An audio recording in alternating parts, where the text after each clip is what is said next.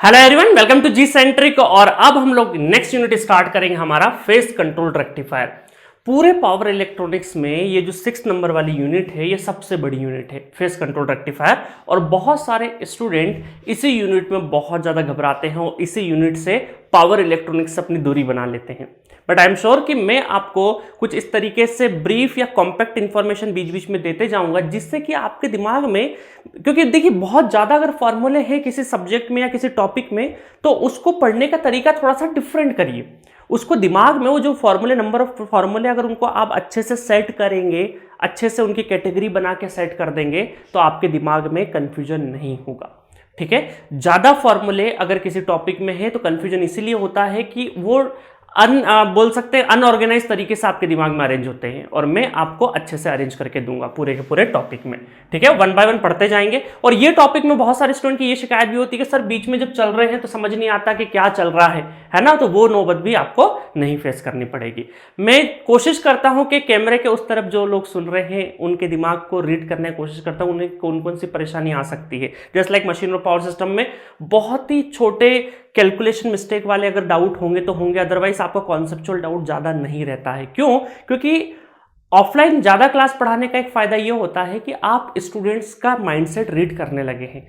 Student किस तरीके से सोचता है, अगर वो किसी टीचर ने पकड़ लिया तो आपको कहीं भी डाउट नहीं आएगा। ठीक है, तो चलिए मैं भी कोशिश कर रहा हूँ। यूनिट 6 फेस कंट्रोल रेक्टिफायर, इसको सबसे पहले हम लोग क्लासीफाई कर लेते हैं कि क्लासिफिकेशन, ये जितने भी रेक्टिफायर है सारे रेक्टिफायर का क्लासिफिकेशन मैं यहाँ पे बता देता हूँ, देन हम लोग फेस कंट्रोल रेक्टिफायर हमारा स्टार्ट करेंगे। ठीक है, चलिए classification number 1, based on the control.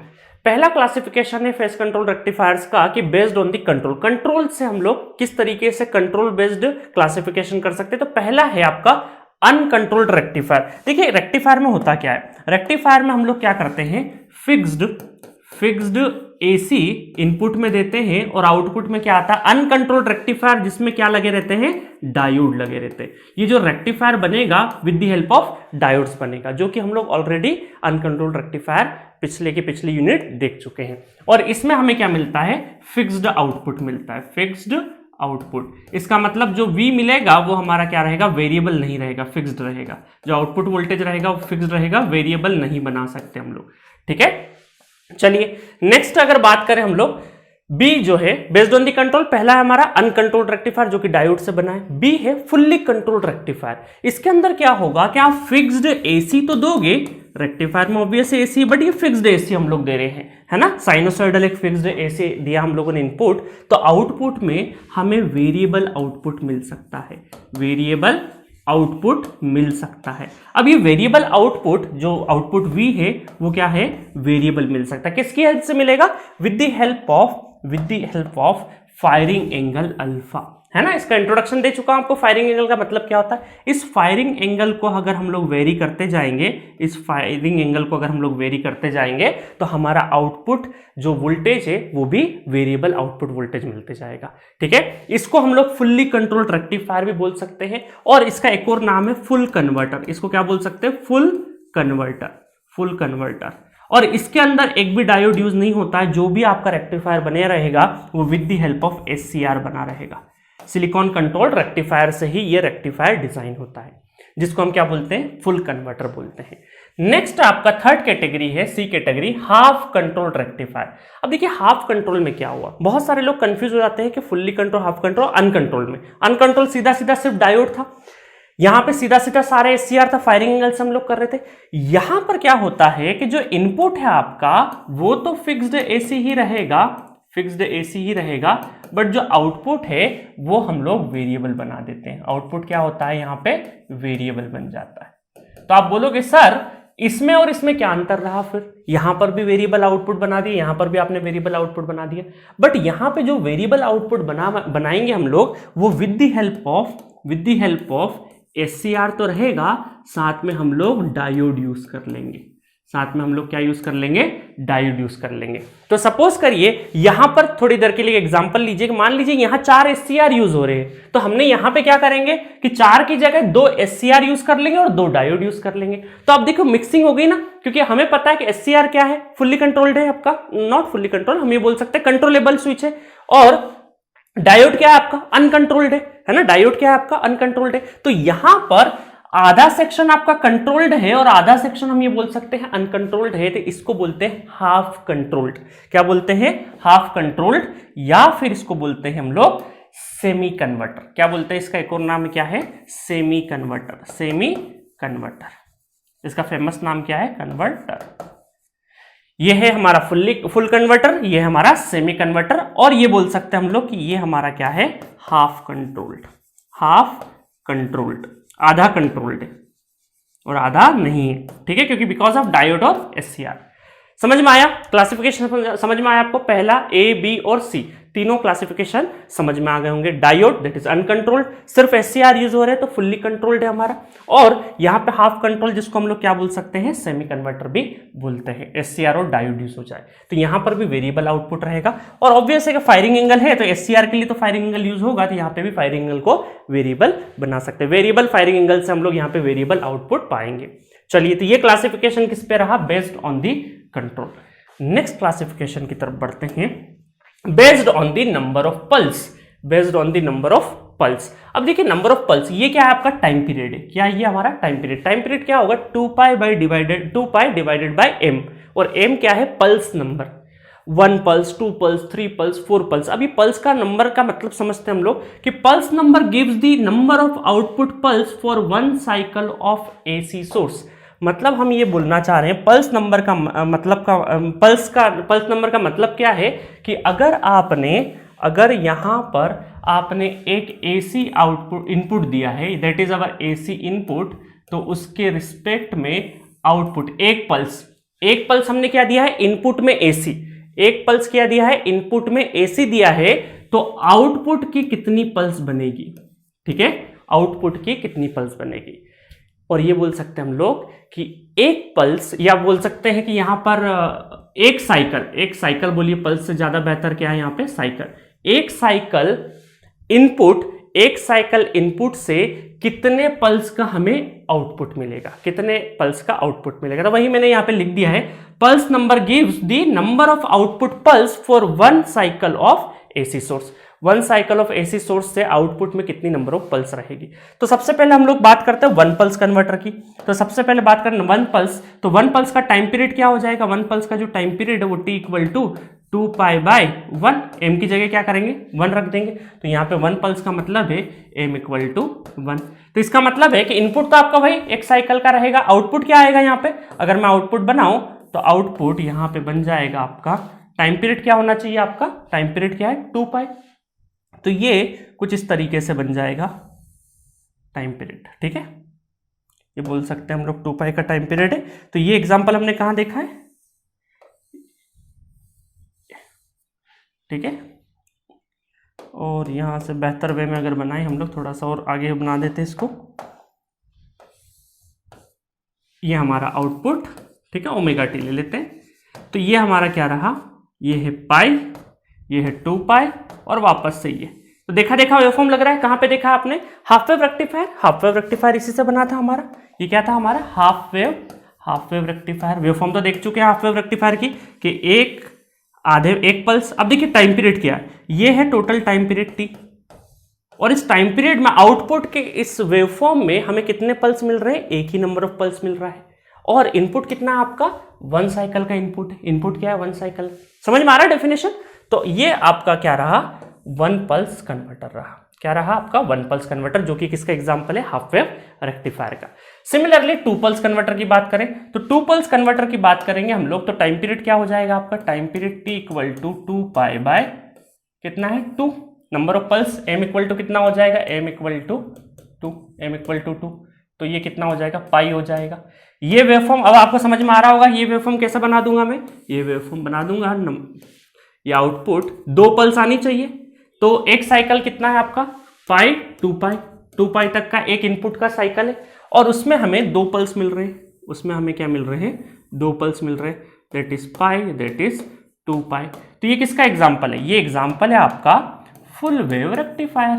Full wave rectifier का एग्जाम्पल है 2 पल्स टाइम पीरियड। समझ में आया ना क्या हो रहा है? तो यहां पे 1 पल्स, यहां पे 2 पल्स। चलिए आगे बढ़ते हैं। आगे बढ़े अगर तो 3 पल्स का अगर देखें हम लोग, 3 पल्स का, तो 3 पल्स का क्या हो जाएगा? 3 पल्स का time period t equal to 2π/3, और 2π/3 का मतलब क्या है, पाई को अगर मैं डिग्री में लूँ तो क्या लिख सकते हैं 180 डिग्री। कुछ भी लो, बहुत सारे स्टूडेंट कंफ्यूज हो जाते हैं पाई को लेके, ये एंगल लिखते नहीं आता कि डायरेक्टली 2π/3 को 120 डिग्री कैसे बोलते हैं, कंफ्यूजन है। कैलसी आपके पास, पाई की जगह 180 पुट करो, 180 इंटू 2 है ना। चलो मैं करके बता देता हूं क्योंकि बहुत सारे स्टूडेंट को नहीं पता होता। पाई की वैल्यू को 180 मान के चलना है डिग्री में और डिवाइडेड बाई 3, तो कितना हो गया 3 छंग 18, ठीक है, और 60 दूना 20, तो कितना हो गया ये 120, नॉट 60 दूना 120 है ना डायरेक्टली। चलिए तो यहाँ पे टाइम पीरियड क्या हो गया 120 डिग्री। ये क्यों करके बताया, बहुत सारे स्टूडेंट मैं भी जब पहली बार पावर इलेक्ट्रॉनिक्स क्लास में बैठा था तो ये पाई को किस तरीके से डायरेक्ट 2π/3 को 120 बोल देते थे, तो मैं घर आके कैलसी करता था, है ना। तो हम भी तो स्टूडेंट थे, तो मैं समझ रहा हूं कि आपको भी कई सारे स्टूडेंट को दिक्कत आती है, तो मैंने आपको एक बार करके बता दिया। अब जहां पे भी कंफ्यूजन हो तो पाई की जगह 180 रख के कैलकुलेट करके देख लेना, है ना, तो टाइम पीरियड में कंफ्यूजन नहीं होगा, धीरे धीरे सीख जाओगे। उसके बाद चलिए 6 पल्स का भी अगर देख ले तो 6 पल्स का भी क्या होगा टाइम पीरियड होगा 2π/6, 2π/6, तो इसको मैं डायरेक्टली 60 डिग्री बोल सकता हूँ। काफी लोग कंफ्यूज होंगे कैसे बोल दिया, तो कर दीजिए 180 डिवाइडेड बाई 6, तो 6 18 और 3 दूना 6, तो कितना हो गया 60 डिग्री। टेबल हिंदी वाली याद है, आजकल आप जो भी सुन रहे होंगे सब इंग्लिश मीडियम से, इंग्लिश वाला 2 वाला याद होगा, हम हिंदी मीडियम वाले रहे हैं, हमारा इनिशियल एजुकेशन, तो उसकी वजह से हमें टेबल सारी की सारी हिंदी में याद है, ठीक है। चलिए तो समझ में आ गया होगा पूरा कैलकुलेशन। तो 3 पल्स में टाइम पीरियड आपको आएगा 120 और 6 पल्स में आपको आएगा टाइम पीरियड 60 डिग्री। चलिए तो यहां पर अब हम लोग बनाते हैं वेवफॉर्म बनाएं। सबसे पहले ये यहां पे बना देता हूं, ये मैं 3 पल्स का बनाऊंगा और यहां पे क्या बनाऊंगा 6 पल्स का। तो चलिए अब मैं 3 पल्स कन्वर्टर का अगर वेवफॉर्म बनाऊंगा तो ये कहां से स्टार्ट होगा, देखिएगा 120 डिग्री। तो मैं मान लेता हूं कि इसको मैं यहां से स्टार्ट कर रहा हूं, ठीक है, इसको मैं कहां से स्टार्ट कर रहा हूं नॉट π/3, π/6 से स्टार्ट करते हैं। π/6 का मतलब क्या है, π/6 का मतलब है 30 डिग्री से स्टार्ट कर रहा हूं। तो टाइम पीरियड इसका कहां होना चाहिए, इसका टाइम पीरियड 120 डिग्री। तो 30 डिग्री से अगर मैं स्टार्ट कर रहा हूं तो एंड कहां होना चाहिए, इसका एंड होना चाहिए ये आपका क्या हो जाएगा 5π/6 तक। तो 5π/6 क्या है आपका, देख लीजिए यहाँ पे, तो इसको करके देखेंगे तो आपको पता चल जाएगा क्या है वैल्यू इसकी। तो यहां से 5π/6, देखिए कैसे लिखा है मैंने, ये पाई, ये 2π, अब देखिए π/6, 2π/6, 3π/6, यहाँ पे बीच में 3π/6 आएगा, फिर 4π/6, 5π/6 और 6π/6, मतलब कि पाई हो जाएगा। समझ में आ रहा है ना कैसे लिख रहा हूं, चलिए मैं आपको बता देता हूं फिर भी। देखिए π/6, 2π/6, 3π/6, 4π/6, 5π/6, ठीक है, और 6π/6, तो 6 कैंसिल तो वापस पाई आ जाएगा, है ना। तो इस तरीके से मैंने तो 30 का स्लॉट है, तो कितना हो जाएगा 30, 60, 30, 90 और 30, 120। तो यहां से यहां तक आपका क्या हो जाएगा, 30 से स्टार्ट कर रहे हैं तो 5π/6 तक आपका 120 डिग्री होगा। नहीं तो इससे और इसको माइनस करके आप देख सकते हैं, इसमें से 5π/6 ऐसा कर सकते हैं, 5π/6 माइनस π/6, तो कितना हो जाएगा 4π/6, जो कि कितना आएगा 2π/3।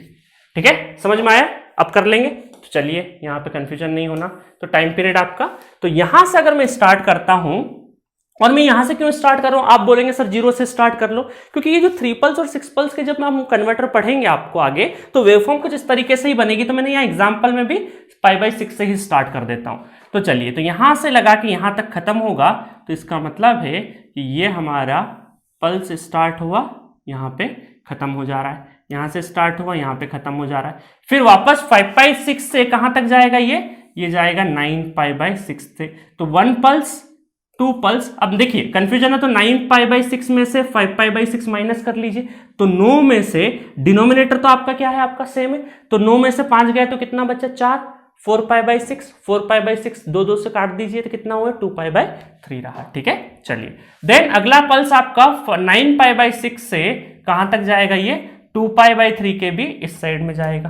देखिए ये कुछ इस तरीके से जाएगा, ये आगे एंड जो होगा ना, ये यहां पे होगा, और वो एंड वापस से इस तरफ मिल जाएगा, है ना। 2 पाई के बाद वापस एक साइकिल चालू हो जाएगा ना, सेम नंबर साइकिल चालू हो जाएगा।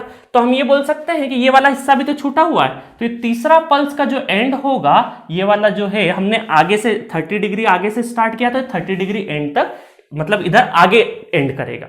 अगर हमने 30 डिग्री आगे से स्टार्ट किया तो फिनिश भी थोड़ा सा आगे करेगा ना। तो अल्टीमेटली 2 पाई हमारा जो इनपुट है, इनपुट क्या है आपका, इनपुट है ये हमारा इनपुट है वीएस एक साइकिल 2 पाई। तो 2 पाई तक हमारा क्या है, एक साइकिल ऑफ इनपुट है, उसमें कितनी पल्स मिल रही है, 1 2 3। और 3 आप बोलोगे सर आधी मिल रही 3, क्योंकि आधी इसलिए मिल रही है क्योंकि हमने स्टार्ट आगे से किया ना, तो वो थोड़ा सा आगे तक भी मिलेगा। ठीक है, तो 3 वाला ये 3 बोल देता हूं मैं, 3 सेम ही है वो। समझ में आया। तो एक साइकिल ऑफ इनपुट में आउटपुट के 3 पल्स मिले और तीनों पल्स का जो टाइम पीरियड है, हर एक टाइम पीरियड वो कितना है, 120 डिग्री। सिमिलरली 6 पल्स की अगर मैं बात करूं, 6 पल्स की बात करूं तो अब देखिएगा 6 पल्स को मैं स्टार्ट करूंगा 60 डिग्री से, टाइम पीरियड कितना है 60 डिग्री। तो यहां पर आप देखिएगा, यहां पर ये हमारा कुछ अलग कलर ले लेते, ठीक है चलिए। तो ये आपका कितना है, 2 pi by 3 minus pi by 3 कितना हो गया, पाई बाई 3। तो 60 डिग्री टाइम पीरियड। तो ये पल्स हमें इस तरीके से मिलेगा, दूसरा पल्स, तीसरा पल्स, चौथा पल्स, पांचवा पल्स और ये छठा पल्स इधर की साइड में। ठीक है, हमने स्टार्ट क्या किया, 1 2 3 4 5 और इसका, क्योंकि हमने स्टार्ट अगर 60 डिग्री आगे से किया तो एंड भी कहां जाएगा, वो तो वो वाला जो वापस रिपीट करके इस साइड में आ जाएगा, तो छठे नंबर इसको बोल देता हूं। ऐसा मैं इसलिए कर रहा हूं क्योंकि जब हम लोग 3 पल्स और 6 पल्स देखेंगे तब आपको दिखेगा कि जो फायरिंग एंगल वगैरह हम लोग अलग अलग सेट करके, क्योंकि देखिए ये तो स्टैंडर्ड बता रहा हूं, हो सकता है जरूरी नहीं कि यहां से स्टार्ट हो, यहां से भी स्टार्ट हो सकता है, डिपेंडिंग ऑन दी कि हम लोग फायरिंग एंगल क्या रखेंगे, है ना। जब मैं 3 पल्स या 6 पल्स जब पढ़ाऊंगा आपको, तब मैं फायरिंग एंगल के साथ वेरी करके भी आपको बताऊंगा। तो ये मैं स्टैंडर्ड अभी सिर्फ इंट्रोडक्शन दे रहा हूं, 6 पल्स 3 पल्स कैसे दिखती है वो बता रहा हूं। तो 2 पाई में कितनी पल्स नजर आ रही है, 1 2 3 4 5 और छठी। ठीक है, नंबरिंग मैंने अपने हिसाब से डाल दिया, अगर 0 से स्टार्ट होते तो यहां से होता। ठीक है, अब देखिए अगर मैं इसको 0 से स्टार्ट करता तो कुछ इस तरीके से दिखाता तो वो फिजिबल नहीं होता, इस वजह से मैंने थोड़ा सा आगे 30 डिग्री से स्टार्ट किया। समझ में आया। तो ये आपका, अब देखिए एक चीज देखिएगा, पिछली स्लाइड पे जाते हैं। 1 पल्स था, 2 पल्स हुआ, उसके बाद 3 पल्स हुआ और उसके बाद 6 पल्स हुआ। जितनी ज्यादा नंबर ऑफ पल्सेस बढ़ती जा रही है तो उसका मतलब आपका क्या हो रहा है, टाइम पीरियड देखिए, टाइम पीरियड शुरू में कितना है, 2 पाई है, उसके बाद पाई हुआ, उसके बाद क्या हुआ आपका 120, देन 60 डिग्री। मतलब आप पल्सेस, नंबर ऑफ पल्सेस बढ़ा रहे हैं तो आपके जो आउटपुट का टाइम पीरियड है वो क्या होते जा रहा है, कम होते जा रहा है। टाइम पीरियड कम हो रहा है, इसका मतलब फ्रीक्वेंसी क्या है, क्योंकि आपको पता है कि time period is inverse proportional to frequency. तो टाइम पीरियड कम हो रहा है तो फ्रीक्वेंसी आपकी क्या है, आउटपुट की इंक्रीज हो रही है। फ्रीक्वेंसी इंक्रीज हो रही है, फ्रीक्वेंसी इंक्रीज हो रही है, इसका मतलब क्या हो रहा है, आपके ये जो रिपल है, देखिए रिपल भी कम होते जा रहा है, रिपल भी अब धीरे धीरे धीरे ऐसा रिपल हुआ, फिर ऐसा होगा, फिर प्योर डीसी भी मिलेगा, है ना। तो रिपल आपको देखिए यहां पे कितना बड़ा रिपल, यहाँ बड़ा सा रिपल, फिर रिपल, और उसके बाद जैसे आप पल्स कम होते जा रहे हैं तो रिपल थोड़ा सा कम होते जा रहा है, रिपल कम होते जा रहा है। तो इसका मतलब हम एक रिलेशन बोलेंगे F0 equal to M into Fs। F0 क्या है हमारा, आउटपुट रिपल फ्रीक्वेंसी, और Fs क्या है, सप्लाई फ्रीक्वेंसी। और यहां से हमें पता है कि अगर पल्स नंबर M बढ़ेगा तो हमारी आउटपुट की फ्रीक्वेंसी भी इंक्रीज करेगी। आउटपुट रिपल फ्रीक्वेंसी है ना, आउटपुट रिपल फ्रीक्वेंसी, वर्ड ध्यान रखना नहीं तो गड़बड़ हो जाएगी। Output ripple frequency. तो पल्स, जैसा कि मैंने अभी बताया कि पल्स नंबर अगर इंक्रीज हो रहा है तो टाइम पीरियड क्या हो रहा है, डिक्रीज हो रहा है, F0 इंक्रीज हो रहा है, तो रिपल आपके क्या हो रहे हैं, देखिए रिपल फ्रीक्वेंसी इंक्रीज हो रही है बट रिपल कम हो रहे हैं। दोनों में अंतर है, क्योंकि कई बार स्टूडेंट इंटरव्यू में फंस जाते हैं। रिपल फ्रीक्वेंसी इंक्रीज हो रही है बट रिपल जो शेप है आपका वो उसमें रिपल कम हो रहे हैं। इसका मतलब क्या, आउटपुट क्या है आपका, डीसी है। आउटपुट क्या है आपका, डीसी है, आउटपुट डीसी है। ठीक है, आउटपुट आपका क्या है, डीसी। इधर ये सारे आउटपुट हमारे डीसी है ना, आउटपुट हमारे सारे क्या है, डीसी है। तो हमारा क्या है टारगेट डीसी में, हार्मोनिक्स में आपको पता है कि डीसी में हम चाहते हैं प्योर डीसी आए, रिपल फ्री डीसी आए। तो जिसमें रिपल कम होंगे वो हमारे लिए क्या रहेगी, इंप्रूव्ड वेवफॉर्म रहेगी। तो इसमें क्या होगा, रिपल कम है, रिपल कम है, इसका मतलब हार्मोनिक्स क्या है आपके, कम है। तो एक नोट लिख लीजिए यहां पे कि higher the pulse number higher the quality of waveform. तो इसका मतलब आप समझ गए होंगे कि 3 पल्स और 6 पल्स मतलब 6 पल्स में सबसे अच्छा क्वालिटी मिलेगा आपको वेवफॉर्म का, देन 3 पल्स में, देन 2 पल्स में, देन 1 पल्स में। ठीक है, इसको मैं मिनिमाइज कर देता हूं, एक जगह पे लाके दे देता हूं आपको। ठीक है, समझ में आया आपको पूरा का पूरा 3 पल्स और 6 पल्स का मतलब क्या है असल पे। ठीक है, तो ये रिलेशन बहुत ज्यादा काम का है, कई बार एग्जाम में भी आता है क्वेश्चन, यहाँ पे ये फॉर्मूला लगता है। ठीक है, तो आपको क्या ध्यान रखना है कि जैसे जैसे हम लोग पल्स नंबर बढ़ाते जाएंगे तो हमारी रिपल फ्रीक्वेंसी इंक्रीज करेगी, बट रिपल डिक्रीज करेगा। रिपल डिक्रीज करने का मतलब है quality of waveform, quality waveform हमें मिल रहा है, रिपल फ्री डीसी मिलते जा रहा है। पूरा फ्री नहीं है, कुछ परसेंटेज है रिपल का, बट कम परसेंटेज है। इसमें रिपल का परसेंटेज कम है, इसमें और थोड़ा सा ज्यादा, और थोड़ा पीछे वाले में और थोड़ा ज्यादा है। तो ये हमारा सबसे इंप्रूव्ड वेवफॉर्म बोल सकते हैं। और भी इससे भी इंप्रूव लगाना, फिल्टर लगा दीजिए तो और इंप्रूव हो जाएगा, है ना। चलिए वो तो बात की बातें हैं। तो आपको समझ में आया कि क्लासिफिकेशन जो हमने रेक्टिफायर के करे हैं वो दो तरीके से करे हैं, based on the control, based on the control, और दूसरा है based on the number of pulse. Next आप देखते हैं, देखिएगा नेक्स्ट। अब यहां पर मैं क्या करूंगा, जो भी आपको पढ़ाने वाला हूं पूरी यूनिट में जो भी पढ़ाने वाला हूं वो मैंने यहां पे समरी करके लिख दिया है। तो ये रोड में बहुत ज्यादा हेल्प करेगा। इसका फोटो खींच के, इसका जो भी ये मैंने बनाया इसको बना के एक कागज चिपका लेना अपने रूम में, ताकि जब रेक्टिफायर बीच बीच में जहां पे भी लगे आपको कि सर क्या पढ़ा रहे हैं, क्या चल रहा है, तो ये पेज उठा के देख लेना। तो इसमें आपको प्रॉपर पता होगा कि क्या पढ़ रहे हैं असल में हम लोग। ठीक है, क्या पढ़ रहे हैं। चलिए, तो इसको मैं क्लासीफाई करता हूं। तो पूरे रेक्टिफायर में क्या चीजें कैसे चलेगी सबका मैंने समरी यहां पे लिख दिया है। तो बारी बारी से हर एक केस को मैं पढ़ाऊंगा। ठीक है, तो पहले समझा देता हूं किस तरीके से हमारी जर्नी चालू होने वाली है। मैंने पूरे रेक्टिफायर यूनिट का, ये यूनिट 6 का पूरा रोड मैप यहां पे तैयार कर दिया है। ठीक है, फेस कंट्रोल रेक्टिफायर दो कैटेगरी में क्लासीफाई होते हैं, देखते जाइएगा बहुत ध्यान से। दो कैटेगरी में क्लासीफाई करते हैं हम लोग इसको, और इसमें जो पहली कैटेगरी है वो है आपका सिंगल फेस। क्या है आपका? Single phase. और दूसरी कैटेगरी है 3 फेस। पूरा रेक्टिफायर जो है वो face control rectifier single phase और 3 फेस में डिवाइड किया है। अभी मैं 3 फेस के बारे में बात नहीं करूंगा, अभी मैं सिंगल फेस की कैटेगरी बताऊंगा, क्योंकि सिंगल फेस और 3 फेस दोनों साथ में बता दिए तो आप कंफ्यूज हो जाएंगे। अभी मैं आपको बताऊंगा सिंगल फेस की पूरी कैटेगरी और पूरा का पूरा किस तरीके से सिंगल फेस पढ़ने वाले हैं। उसके बाद जब 3 फेस स्टार्ट करूंगा तो फिर 3 फेस का भी मैं आपको पूरा समरी बना के दूंगा। ठीक है, चलिए। तो आपका जो सिंगल फेस है उसकी कैटेगरी है, 3 कैटेगरी में सिंगल फेस डिवाइड है। नंबर 1 आपका हाफ वेव। नंबर वेव क्या बोलते हैं हम लोग? नंबर 1 किसको बोलेंगे? Half wave. Number 2 full wave, और number 3 semi converter. Half wave, full wave और सेमी कन्वर्टर। इसको फुल कन्वर्टर भी बोल सकते हैं, फुल कंट्रोल्ड भी बोल सकते हैं, इसको सेमी कन्वर्टर या फिर हाफ कंट्रोल भी बोल सकते हैं, इसको हाफ कंट्रोल भी बोलते हैं। देखिए, हाफ वेव और हाफ कंट्रोल में कंफ्यूज मत होना। ठीक है, ये हमारा हाफ वेव रेक्टिफायर है, ये फुल वेव और सेमी कन्वर्टर, इन 3 वर्ड से ध्यान रखना, नहीं तो हाफ कंट्रोल में, और इसको हाफ कंट्रोल भी बोलते हैं। ठीक है, चलिए। अब देखिए, जो हाफ वेव होता है वो 1 पल्स कन्वर्टर होता है। ये हमारा फुल वेव जो है वो 2 पल्स होता है, और सेमी भी 2 पल्स कन्वर्टर ही होता है। 2 पल्स का मतलब समझ गए ना, आउटपुट में कितनी पल्स? इसमें 2 पल्स मिलेगी, इसमें 1 पल्स मिलेगी। ये हमारा हाफ वेव। इसमें एक ही SCR हमारा यूज होगा। इसमें क्या होगा? एक ही SCR यूज होगा।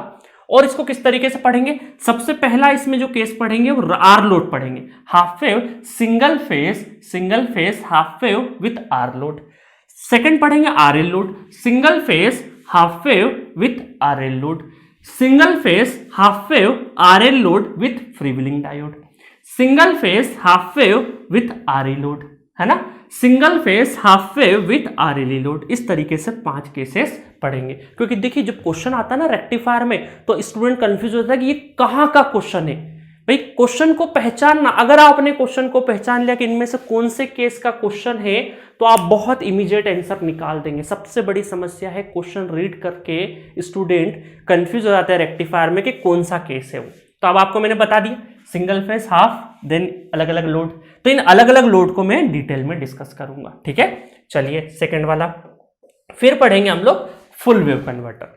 फुल वेव कन्वर्टर मतलब 2 पल्स आउटपुट में मिले आपको। अब इसके 2 डिजाइन हो सकते हैं। मिड पॉइंट, जिसको हम लोग क्या बोलते हैं? Centre taped transformer with centre taped transformer. दूसरा है ब्रिज रेक्टिफायर। ये दोनों का आपको इंट्रोडक्शन मिल चुका है। इंट्रोडक्शन क्या पूरा समझा ही दिया है मैंने, कहां पे? डायोड रेक्टिफायर में। अब आपको पता है कि मिड पॉइंट में 2 SCR यूज होते हैं और ब्रिज रेक्टिफायर में कितने SCR यूज होते हैं? 4 यूज होते हैं, ये अब पता है ना आपको। देखिए पढ़ाने का फायदा, क्योंकि अब आपको यहां से आसानी समझ में आ जाएगा।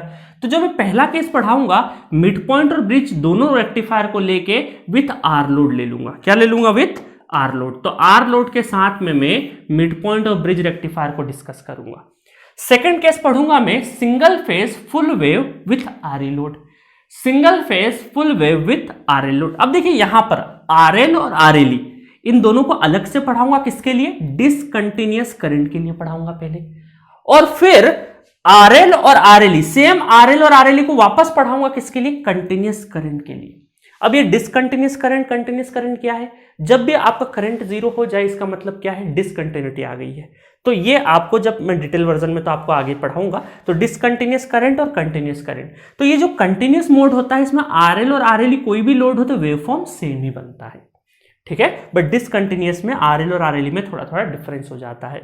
तो मैं प्रॉपर वे में single phase full wave R RE और ये दो अच्छे से समझाऊंगा। उसके बाद आरएल और आरएलई को डिसकंटिन्यूअस के लिए भी समझाऊंगा और आरएल और आरएलई कंटिन्यूअस के लिए भी समझाऊंगा। इसमें जो सबसे ज्यादा इंपॉर्टेंट है वो आपका ये जो 5th नंबर है, ये सबसे ज्यादा इंपॉर्टेंट है। कंटिन्यूअस मोड ज्यादातर 90% टाइम कंटिन्यूअस के साथ ही क्वेश्चन आता है, डिसकंटिन्यूअस के साथ भी कभी कभी आ जाता है, ठीक है। चलिए, तो इस तरीके से सिंगल फेज फुल वेव के भी सारे केसेस देखेंगे। थर्ड नंबर आता है हमारा टू पल्स कन्वर्टर। अब देखिए यहां पर ये भी टू पल्स दे रहा है, ये भी टू पल्स दे रहा है, बट दोनों में अंतर क्या है? यहां पे अब देखिए, आप ये सोच रहे होंगे कि सर आप यहां दो तरीके के डिजाइन पढ़ा दोगे तो इन बाकी के लोड में कौन सा बेनिफिशियल रहेगा? तो आपको मैं ऑलरेडी मिड पॉइंट के एडवांटेज और डिसएडवांटेज बता चुका हूं, ब्रिज रेक्टिफायर के भी एडवांटेज और डिसएडवांटेज बता चुका हूं, और साथ में ये बताया था कि जब हायर वोल्टेज या हायर पावर के लिए हमें यूज करना है तो क्या यूज करेंगे हम लोग? ब्रिज रेक्टिफायर यूज करेंगे, ठीक है। क्या यूज करेंगे? Bridge rectifier. तो बाकी जितने भी आरई, आरएलई, आरएलई ये सब जितने भी लोड रहेंगे उसमें सब में ब्रिज रेक्टिफायर का ही यूज करेंगे। समझ में आ गया आपको? ठीक है। अब देखिए यहां पर क्या अंतर है। अब आप बोलेंगे सर यहां भी दो पल्स, यहां भी दो पल्स, तो यहां पर हमने जो ब्रिज रेक्टिफायर, ये पूरा पूरा फुल वेव में जो ब्रिज रेक्टिफायर यूज करेंगे उसमें कितने 4 SCR यूज हो रहे। अब 4 SCR खरीदना थोड़ा महंगा पड़ जाएगा, तो हमने देखा कि 2 पल्स अगर हमें प्रोड्यूस करना है तो सेमी कन्वर्टर भी यूज कर सकते। क्यों? क्योंकि यहां पे SCR 2 ही खरीदना है और 2 डायोड से काम चल जाएगा। और अब आपको यह बात तो पता चल चुकी होगी कि डायोड का प्राइस SCR से काफी कम होता है, SCR काफी महंगे आते हैं। तो आपके जो SCR है, जो 4 यहां पर मिल रहे थे, 4 SCR से जो 2 पल्स आउटपुट आ रहा था, अब यहां पर 2 SCR से ही 2 पल्स आउटपुट ले आएंगे, बचे हुए 2 डायोड का जुगाड़ कर लेंगे हम लोग, ठीक है। तो यहां पे थोड़ा सा हमने जुगाड़ लगाया है, जिसको हम क्या बोलते हैं? जुगाड़ को क्या बोलेंगे? Semi converter. सेमी कन्वर्टर किसका जुगाड़ है? हमारा 2 पल्स आउटपुट ही देता है, बट यहां पर SCR 2 ही यूज होते हैं। अब देखिए जब सेमी कन्वर्टर पढ़ेंगे तो सिमेट्रिक कॉन्फ़िगरेशन, अब जो डायोड और SCR किस तरीके से लगेंगे, किस तरीके से इनका लोकेशन होगा, कौन से लोकेशन पे SCR या डायोड लगेंगे, उसके बेसिस पे सिमेट्रिक और असिमेट्रिक कनेक्शंस होते हैं। फिर इन दोनों में हम लोग सिमेट्रिक को उठाते हैं और उससे ही पूरा पूरा एनालिसिस करेंगे विथ फ्रीव्हीलिंग डायोड, और इनका वेवफॉर्म लगभग सिमिलर ही होता है, ज्यादातर चीजें सेम ही होती है, और उसमें कंटिन्यूअस और डिसकंटिन्यूअस दोनों मोड डिस्कस करेंगे।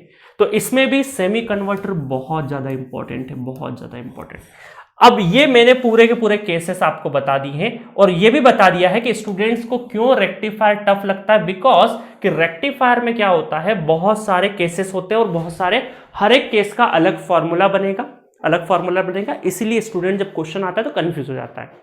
अब मैं आपको एक चीज बताता हूं, पूरे रेक्टिफायर में 80% जो न्यूमेरिकल आए हैं आज तक, वो किस पे आए हैं? आपके सेमी कन्वर्टर और सिंगल फेज फुल वेव, मतलब मैं 3 फेज का भी नहीं ले रहा हूं, सिंगल फेज में से, है ना, सिंगल फेज में से मैं परसेंटेज निकाल रहा हूं, है ना।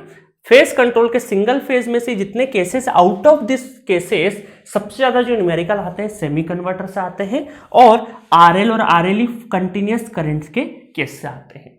बाकी इक्का दुक्का न्यूमेरिकल इनसे भी आता है, तो कंफ्यूजन होता है। आपको पढ़ना सभी है, बट इंपॉर्टेंस हमें इन 2 चीजों पे ज्यादा इंपॉर्टेंस देनी, बाकी को हमें पढ़ना जरूर है, क्योंकि क्वेश्चन किस तरह का कभी भी वर्स्ट सिचुएशन वाला पेपर बन सकता है, हमें हर कंडीशन के लिए रेडी रहना है। समझ में आया?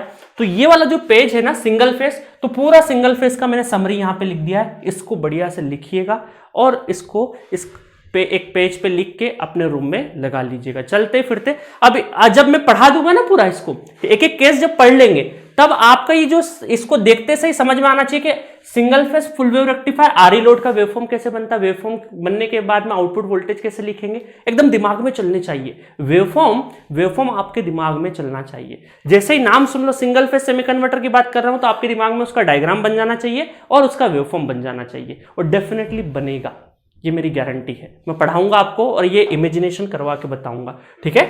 मैं जैसे ही बोलूं कि single phase half wave RL load, RL with free wheeling, तो आपके दिमाग में सर्किट बनना चाहिए, कैसा सर्किट दिखता है और उसका वेवफॉर्म कैसा दिखता है और आउटपुट वोल्टेज कैसे आता है, ये दिमाग में बनना चाहिए। तो ये जब चार्ट देखोगे, तो ये चार्ट देखते से अभी तो बड़ा इतना अच्छा इंपॉर्टेंस नहीं मिलेगा इस चार्ट को, जब आप रेक्टिफायर खत्म कर लोगे और फिर इस चार्ट पे जब आओगे, तब आपको बहुत अच्छा लगेगा। और बीच बीच में क्या चल रहा है सर, अगर ऐसी फीलिंग आए तो बार बार इस चार्ट को देखते रहिएगा, तो आप समझ जाएंगे कहाँ चल रहे हैं हम लोग, कहाँ पे हैं, है ना, कहाँ पे चल रहे हैं। जैसे क्या होता है, हिंदुस्तान का मैप है और आप साउथ से चलना स्टार्ट हुए कि चलो हमें दिल्ली तक जाना है, दिल्ली तक जाना है, चले जा रहे, समझ नहीं आ रहा कहाँ पे हैं। बीच में कहीं भोपाल पहुंचे आपने और फिर मैप उठा के देखा, अच्छा हम कहाँ पहुंचे हैं, मैप में देखा आपने, हाँ हमारी लोकेशन यहाँ पे है, यहाँ पे पहुंच गए हम लोग, तो थोड़ी तसल्ली होती है, हाँ चलो इतना चल लिया हमने, है ना। फिर आगे चले, फिर आगे बढ़े, फिर कहीं ना कहीं आप कहाँ पहुंचे, थोड़ा सा आप ग्वालियर आगरा के पास में पहुंचे और फिर देखा मैप में हाँ कहाँ पहुंचे, चलो यहाँ पे मंजिल पास में है ना। तो रेक्टिफायर भी क्या है, थोड़ा सा लंबा चलता है, तो बीच में क्या है, स्टूडेंट थक जाता है, अरे क्या हो रहा है आसपास, तो आप जल्दी से मैप उठाना ये और देखना कि कहाँ पे है। अब सपोज करिए आप बीच में कहीं पर रुके हैं और जब हम क्या पढ़ रहे हैं, आरएलई लोड पढ़ रहे हैं, यहाँ पे हैं, तो आपको तसल्ली होगा, अच्छा ये खत्म कर दिया हमने और यहाँ पे आ गए। कहीं आप ये पढ़ते पढ़ते और सर क्या स्टार्ट कर दिया आपने, असिमेट्रिक क्या चल रहा है, तो क्या चल रहा है, चार्ट उठाना, आपको पता चलेगा हाँ अभी हम यहाँ पे हैं, है ना। तो ये आपको कॉन्फिडेंस देगा। बीच बीच में जब एक एक केस खत्म करो तो इस पर टिक करते जाना, अरे ये खत्म कर लिया, तो रेक्टिफायर थोड़ा सा आसान लगेगा। देखिए हर नजारे वही है, नजरिया बदलोगे तो चीजें बदल जाएगी, देखने का तरीका बदलो और अप्रोच बदलो। तो अप्रोच चेंज करोगे, देखने का नजरिया बदलोगे तो नजारे चेंज हो जाएंगे उस पे खुद प खुद, ठीक है। तो आपको चीजें इजी लगने लगेगी। चलिए, तो मैंने बेस्ट तरीके से आपको चीजें बता दी। 3 फेज का अभी मैंने यहाँ कॉन्फ़िगरेशन नहीं सेट किया है अभी, क्योंकि घोष पोष ज्यादा हो जाता। हमने सिर्फ सिंगल फेज के लिए सारे केसेस बता दिए, ठीक है। 1 बाय 1 हम सिंगल फेज के लिए स्टार्ट करेंगे, जब 3 फेज का स्टार्ट करेंगे तब उसका 3 फेज का चार्ट बता देंगे। 3 फेज का कोई बहुत ज्यादा डिफिकल्ट चार्ट नहीं है, इससे कम ही मिलेगा, है ना, इतना बड़ा नहीं चलेगा 3 फेज का। सिंगल फेज ज्यादा है, 3 फेज कम रहेगा, ठीक है। तो चलिए नेक्स्ट लेक्चर से हम लोग स्टार्ट करेंगे। कौन सा स्टार्ट करेंगे बताते जाइएगा आप मुझे आगे से। Single phase half wave with R load पहला लेक्चर बन जाएगा, single phase half wave with R L load second, third, fourth, फिर फटाफट फिनिश करते जाएंगे और टिक लगाते जाना, ठीक है। तो मिलेंगे नेक्स्ट लेक्चर में single phase half wave with R load.